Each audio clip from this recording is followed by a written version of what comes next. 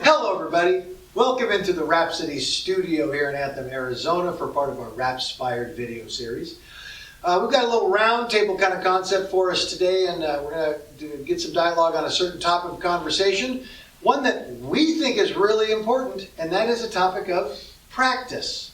And since we're getting into the summer months right now, a lot of people view the summer as a time for vacation and a time to take a break. We musicians, we really do look at it as a great time to practice. So today I'm here with Sarah Lucas-Page, Pete Rose, and Alec Namen, three of our Rhapsody instructor and staff folks, and of course I'm Mike Tuttle. And so we're going to talk about why is it important to keep practicing in the summer and not take that break like you are from the rest of school or all those other things you're doing. So why don't we just take it off at the end. Sarah, what are your thoughts? We've seen that a little bit. We've seen instruments getting turned in, people taking time off of lessons and just kind of breaking the routines. What are your thoughts on that, on the concept there? Well, when I was growing up, I always had my instrument over the summer. My parents never stopped renting it. I always thought, hey, now I have the time to practice. Okay. Doesn't mean it always got done. Right. But definitely as the years went on, I definitely got a lot better at practicing over the summer. I got a lot better over the summer than during the school year because I had more time to practice. And now, with me still being in school, I have to practice more than ever. Right. And just to get better. Right. I would imagine your school year is almost harder to find great practice time because you've got all the composition, all the assignments. So now's the time when you can actually make a bunch of ground and get ready. I would imagine that to be the case, for sure. I'll say, being a trumpet player, I don't know if any of you guys know that there's certain perceptions about trumpet players. We know. We tend to be a little bit competitive and maybe a little egotistical. I always found that, I love playing my horn, so I would play over the summer. I mean, that's when I would, I'd be sitting in my room and I'd put on albums. I think like in the first video we put out, I put on my Maynard Ferguson albums and I tried to play. I would walk back in the next school year, and when it came time for auditioning for that first solo or the lead, I always was one step ahead of all my peers. And they wouldn't practice, and I would always practice over the summer. But I just love playing the horn, too. I mean, a day without practice for me is almost like a day without eating or drinking effectively. So, what do you think, Alec? Yeah, so when I was like the earlier grades of middle school, maybe early high school, I'll admit it, I didn't practice at all over the summer, and I would come back into it just kind of rusty at the start of the school year. I snapped out of that towards the end of my high school career, and sometimes I only just think about where I would be musically if I had kind of practiced over the summer. Yep. I wonder, how much I could have improved, how much I could have worked on, but I did really start to work my butt off almost every day these last couple of years, just to, and I'm a competitive person too when it comes to like chair placement and stuff. So I wanted to be I just always wanted to be the top chair. Fair enough. And I ended up there, but. Pete, have you ever practiced? Today, not yet. I was telling Sarah earlier today that there was a performer, his name was Andres Segovia. Okay. Probably the finest classical guitar player in modern history. He performed around the world with symphonies and in solo concerts almost up until the day he died when he was 94 years old. When he was right around 90, 91, he was giving an interview, and the interviewer said, "So Maestro, he said, you still practice at all?" And he said, "Oh, I practice every day." And he said, "Someone who is as accomplished as you are and who has been playing for such a long time, said, you practice every day?" And he said, "If I don't practice for a day, I notice it. So if I don't practice for 2 days, my audience notices it." So he, someone who is at that level, above everyone else, still held practice as a something that had to be done. It had to be done. Yeah. So, if I don't get to practice something for a few days, and then we're looking at possibly doing a show, and I got the score for it, the book, the bass part, and I went to looking at it and going, I got to start brushing up on some of my reading. You know, so it's Yeah, that's funny.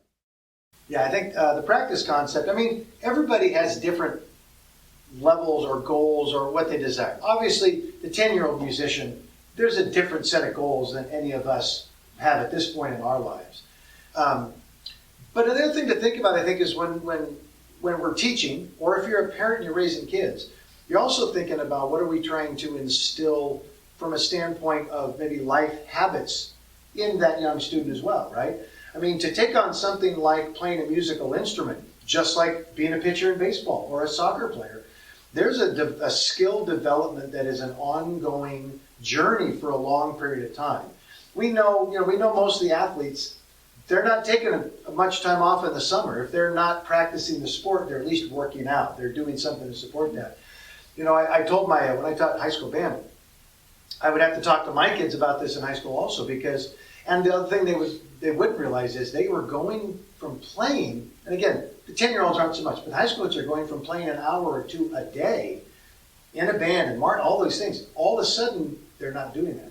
Even if they're practicing 15, 20, 30 minutes a day, they're not doing as much for the chops as they would. And they usually came back, it was an interesting changes. So again, the practice time is so important. And music is one of those journeys that goes on for a long time. How old was he? Was in his 70s or 80s, Mr. Segovia, right? I mean, he was in his 90s. 90s, yeah. I still talk to musicians today. They have some of the best professionals I know, and their whole story is, I need to practice more than I did when I started because now I know so much more about what I need to accomplish, right? And so they even apply themselves to a greater extent. What do you practice, Alec?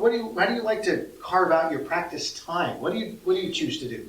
So recently, I've kind of taken to a bit more advanced etude books. Okay. Since my high school career is over, I don't have very many ensemble pieces to really practice on my own for a performance, but I like to do like scale routines. I want to be able to play all of my major scales, even minor scales, without even having to read the music. And a lot of it just comes down to slowly working up technique and mechanical skill. Nice. What about you, Pete? I assume your practice methodology is probably different now than it was at Alec's age. Yeah, yes, it is. As a bass player, there's a number of different sources of music to read, and I think that reading music is really the ultimate of what you need to keep practicing. So I can read, I will take trombone method books, because they're in bass clef and they're written in the same range as the electric bass. Right. So I'll take those, I'll take baritone, sometimes I'll just take tuba parts and just transpose them up an octave. So there's a lot of different etudes and things like that. I'll also work on either specific songs or specific chord changes that I will work on bass lines to try to connect those chord changes in maybe a little bit more interesting fashion, or different rhythm, different style, different type, that sort of thing. Right. So what I don't hear you saying is you necessarily take a bunch of songs and just practice a bunch of songs. You're really doing stuff that supports all the stuff you do to play the songs. Mm-hmm. Yeah, because no one's going to come up and ask you, hey man, can you play me a C major scale? No one's going to come up and ask you that. But to be able to play scales and know what they sound like, to me there's three components to written music. You have the blobs of ink on a page. So you look at it there, so that's the visual part. Then you have the physical part of going, oh, that blob of ink is this note, and to play that note, I play it here. So it's that connection. Right. And then the third part is what it sounds like. And that's probably the most important one. And what would be most valuable for someone to practice, the reason to practice over a summer, would be to keep that music in your ear, to keep all those intervals and all those scales and whatever you've been practicing, to have them in your ear as part of your vocabulary. Yeah, I like that. Toss in some. What do you practice? Long tones. I only practice long tones. No, but definitely my like warm up routine and like my technique, as like Alec was saying, is a huge part of my practice because as part of reading, I want to be able to look at music and just be like, oh, that's an F major scale from this to this, and not even have to look at the music or understand like exactly what's happening. I just already have it memorized in my hand technique. And so like long tones, scales, arpeggios, thirds, all of that is the most important thing, and I try to do it every day. Right. Patterns and patterns and patterns Mm-hmm. and patterns. It doesn't matter stylistically. It doesn't matter the music. You go jazz, you go heavy metal. You listen to some of those just wicked shredding electric guitar parts, and if you really break them down, what you understand is you've got patterns and patterns and patterns of chord progressions. Guess how they got there? They practiced them and practiced them and practiced them until it became so natural that it became a natural part of how they got out. There's a student I have, and I've referred to a number of times, a guy named Stephen Tressler. He's a tenor saxophone player up in Washington State. He teaches, he plays, he writes. I remember, it's just a phenomenal story. When he came in as a freshman, he was your normal, kind of awkward freshman woodwind player. Why are you looking at me? Tall, lanky. But I mean, and he's kind of, and he's there, and he played, and he kind of, he was a little bit nervous when he played all the time, and he was the kid that ended up going off, and he got a scholarship to the New England Conservatory of Music as one of only 2 freshmen entered in. They invited to go back that year, and now he's playing professionally. And I love that people come and go, oh my goodness, Mike, you did such a good job with Steve. And I'm like, I didn't do anything with him. I literally would put music in front of him, and the kid would go home and do what? Practice 2-3 hours a day. He just practiced. He loved the thing. He took in high school, he's taken 3 lessons. He took jazz lessons, sax lessons, and clarinet lessons. And he did that all his time through high school. You can't take his result and remove that from the practice. Right. I mean, obviously there was inspiration, there was desire, there was passion to do that, but the man spent minutes and hours on the horn. What's the key number? 10,000, right? There's a whole mindset about 10,000 hours, I think. When you put 10,000 hours on something, that's your mastery level of something. And I got to see that kid do it, and they walked, just watching his progression was amazing. That's really what we're kind of all about. We're trying to hope that we get kids to the point where they'll spend that time, they enjoy that practice time. Sarah works a lot more with young kids, especially some of the younger piano players, especially even in the 6, 7, 8 range. What have you found for them? Because obviously what they do for you in your room is one thing, because you're right there with them and you're engaged, and what do you do to get them to feel like you've given them enough inspiration to go home and follow through and keep doing the practice at home? So a big thing for me, especially when they're little, is as long as we make progress in the room, then we're good. We keep making progress in the lesson. The more they make progress in the lesson is the more I see that they go out when they get home and they're like, oh, I just want to get better. I got you. So you're saying that experience right there propelling them out to want to recreate, as opposed to, oh, let me prepare for my next lesson to see if I came in and did better. It's almost, I like that. Mainly just because, like, I had teachers growing up that, like, if you didn't practice, they were mad at you. I'm like, I'm not going to get mad at my kids for not practicing because I don't know what's going on in their lives. Right. But if they want to take the time to practice, then now their lesson is even better than the week before. Yeah. I get a kick out of when we see kids grow at kind of plateau levels, right? And because I worked with some of the high school kids this year, this was really evident. But it was like, just you're getting the same kind of stuff, and then all of a sudden, like one lesson, it just goes, jump, and they just nail what you've been working on. I'm like, and I'll look at them and go, oh my goodness, wow, you sounded really good. Anything different happened this week? And I'll look at them, and they'll look at me and look like, yeah, what? I practiced. So even they start to realize the connection between that time on the horn. You want to say something? Yeah, so just to address students in beginning band or even high school band who are out of school in the summer and taking their time to practice, that time when you are on your own without a kind of band director or other people around you to kind of base yourself off of is when you really start to build an individual sound as a musician. Hopefully you're not building bad habits that a guide would kind of prevent you from doing. But I think that's a crucial part in every young musician's journey is just kind of fleshing out their own sound and being on your own in a private setting with no one that you're kind of comparing yourself to is exactly where that's going to happen. Yeah.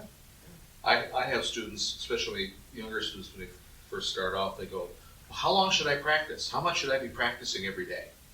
And my answer is, doesn't matter.